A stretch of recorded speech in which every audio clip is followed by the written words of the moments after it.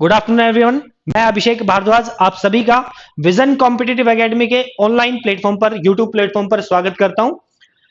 अभी तक हम किसी ना किसी चैप्टर के इंपॉर्टेंट क्वेश्चन डिस्कस कर रहे थे। आज मैंने कुछ मिक्स क्वेश्चन ले लिए हैं, हर चैप्टर से एक एक आधा कुछ क्वेश्चन इंपॉर्टेंट क्वेश्चन ले लिए हैं जो मुझे लगता है कि आने वाले एग्जाम में आपके लिए इंपॉर्टेंट हो सकते हैं। ठीक है भाई, तो अब ये चीजें जल्दी से समझने की कोशिश करो भाई। ओके, पहला क्वेश्चन आपके सामने पेश कर दिया गया है। अच्छा, क्वेश्चन क्या कह रहा है कि भाई एक व्यक्ति है, उसका नाम है मनिंदर। नाम से हमें कोई मतलब नहीं है, नाम चाहे कुछ भी हो, मनिंदर मंदर कुछ भी हो। हमें कह रहा है कि 40,000 रुपए की दर से 2 घोड़े खरीदे। उसने 2 घोड़े खरीदे 40,000 रुपए की दर से। ठीक है, यानी कि एक घोड़ा 40,000 रुपए का है। उसने एक घोड़े को 15% प्रॉफिट पर बेचा, किंतु दूसरे घोड़े को हानि पर बेच दिया।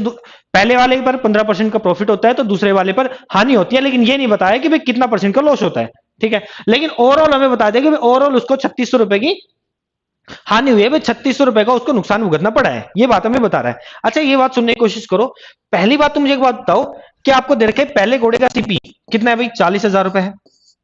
ठीक है, फिर कह रहा है कि भाई पहले घोड़े को उसने 15% के प्रॉफिट पर बेचा। तो मुझे बताओ कि पहले घोड़े का प्रॉफिट परसेंट कितना दे रखा है आपको, 15%। ऐसा आपको अपने सुंदर हाथों से लिखने की कोशिश करनी है, जिनके हाथ सुंदर नहीं है वो भी लिख लेंगे।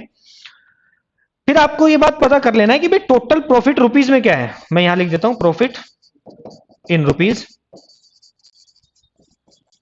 प्रॉफिट आपको पता है कि भाई 4,000 का 15% कितना होता है प्रॉफिट। आप देखो भाई 4,000 का 15% 6,000 रुपए होता है। 6,000 रुपए का उसने लाभ कमाया, पहले घोड़े पर 6,000 रुपए का लाभ कमाया, लेकिन फिर भी उसको लॉस हो रहा है। पता नहीं कितने का लॉस हो रहा है।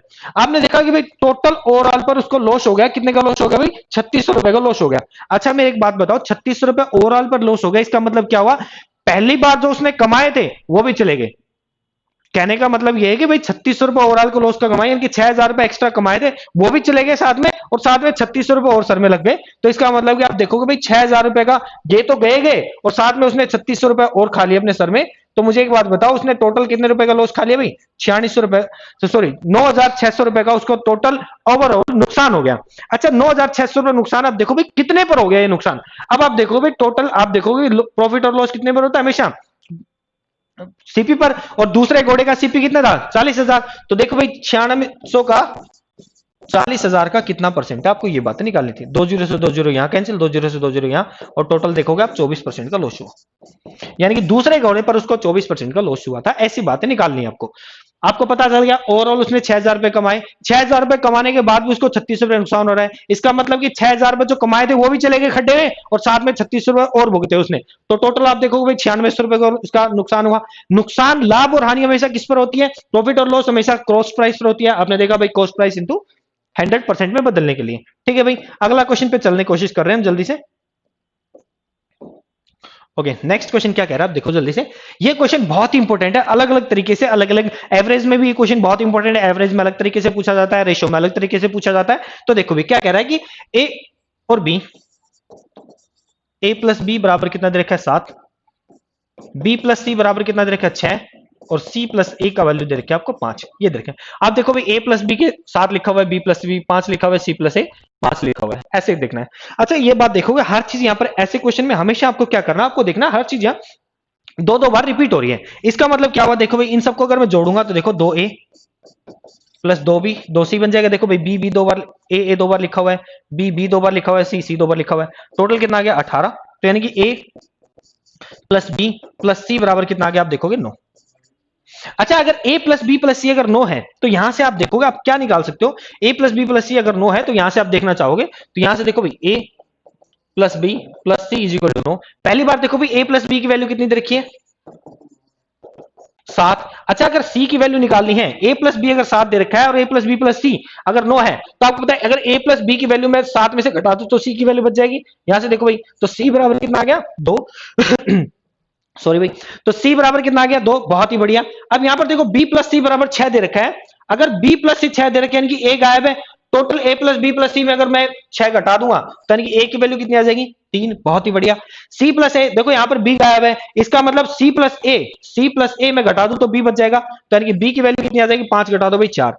अच्छा, एक बात गौर से देखोगे कि आपको आपके अकॉर्डिंग आ गया a प्लस बी प्लस सी बराबर 9, सी बराबर 2, ए बराबर 3, बी बराबर 4। लेकिन आप देखोगे आपको क्वेश्चन में क्या दे रखा है कि ए प्लस बी प्लस सी बराबर 27 दे रखा है। अगर आपको ए प्लस बी प्लस सी बराबर 27 दे रखा है, लेकिन कहानी क्या ट्विस्ट आ गया, आपने क्या, आप कह रहे हो कि ए प्लस बी प्लस सी बराबर 9 ही है।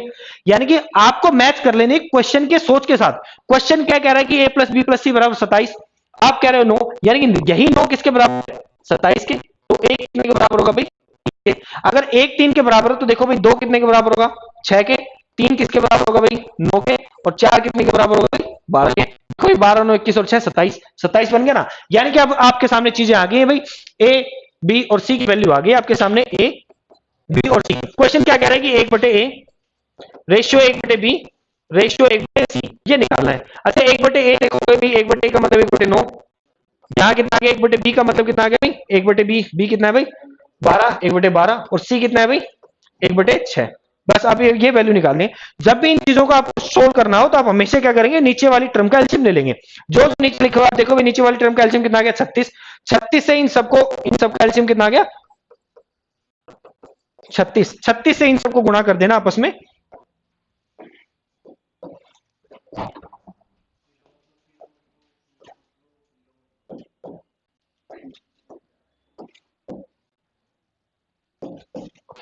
अगर इन सबको 36 से गुणा कर दोगे तो 1/9 गुणा 36 ऐसे लिखोगे। फिर रेशियो 1/12 गुणा 36, 1/6 गुणा 36। तो आप देखोगे डायरेक्ट यहां से कर 4 अनुपात, यहां देखोगे 3 3, यहां देखोगे 6। तो कितना आ जाएगा आंसर 4:3:6। ये आपका जवाब आएगा 4:3:6। ऐसे करने की कोशिश करनी है। लेकिन मेरी बात सुनो, पेपर में जल्दी से कैसे करना, आपको डायरेक्ट सोच लेना है। मैं इस बात को साफ कर रहा हूं, जिस बच्चे को समझ में नहीं आया है वो क्वेश्चन को रिपीट कर लेगा अपने अकॉर्डिंग, क्योंकि यूट्यूब पे डालने का फायदा यही है ऑनलाइन का कि आप एक ही चीज को बार बार रिपीट करके देख सकते हो। ठीक है, यहां से देखो भाई, यहां देखो भाई, हर चीज को डायरेक्ट आपको कैसे करना, हर चीज आपको पता है, ए 2 बार दिख रहा है, बी 2 बार दिख रहा है, इसका मतलब हर चीज 2 बार है। तो मतलब कि सिंगल करने के लिए आप देखो इनको ऐड करो कितना, 18, 18 को 2 से डिवाइड कर दोगे 9। तो हमेशा आपको देखना है कि ए प्लस बी प्लस सी बराबर 9 है। यहां देखो भाई ए प्लस बी बराबर 27 दे रखा है, तो 9 की वैल्यू 27, तो 1 की वैल्यू कितनी आ जाएगी 3।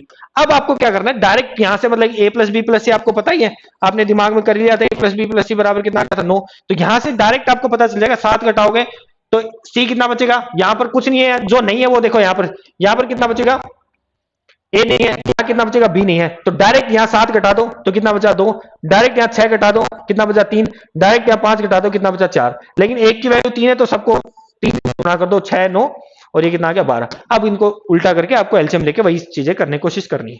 ठीक है भाई,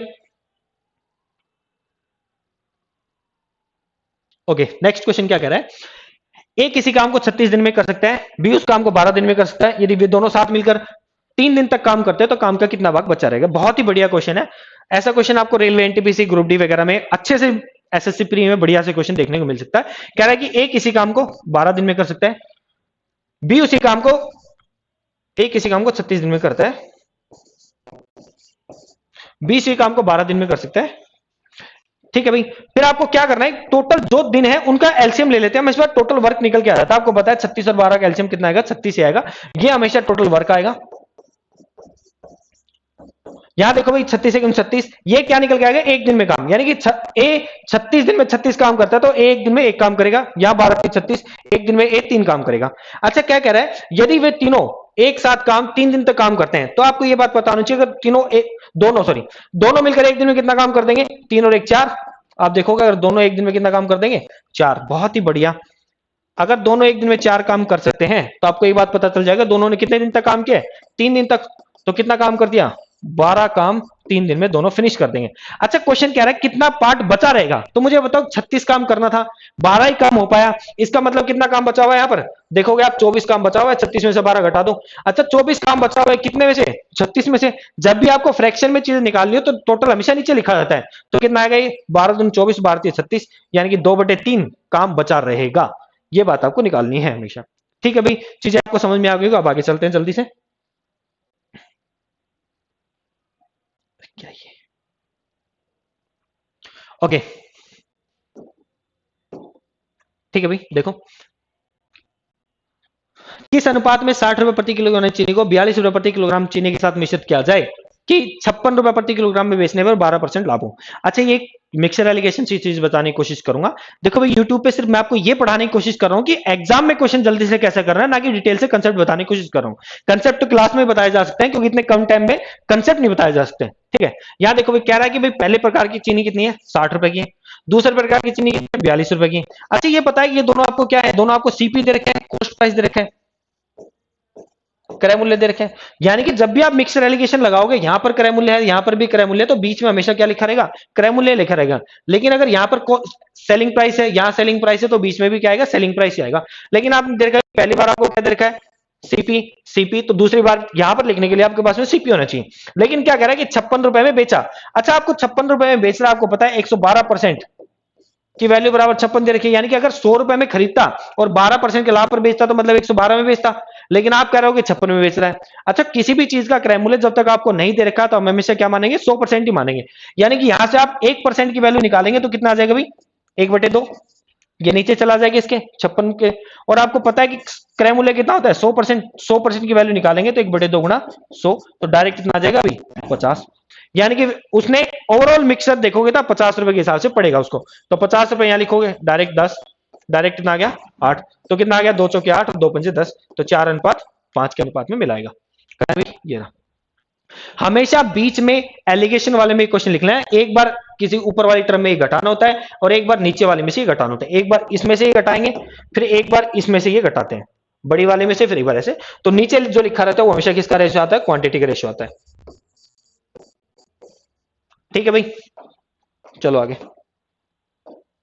ओके, नेक्स्ट क्वेश्चन पे आगे।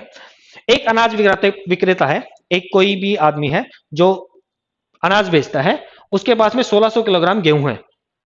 इसके एक भाग को उसने 20% के लाभ पर बेचा, दूसरे भाग को 12% के लाभ पर बेचा, और कुल पर उसे 17% लाभ हुआ। अच्छा, ये बात देखोगे भाई, इस क्वेश्चन में मिक्सर एलिगेशन लगा सकते हैं।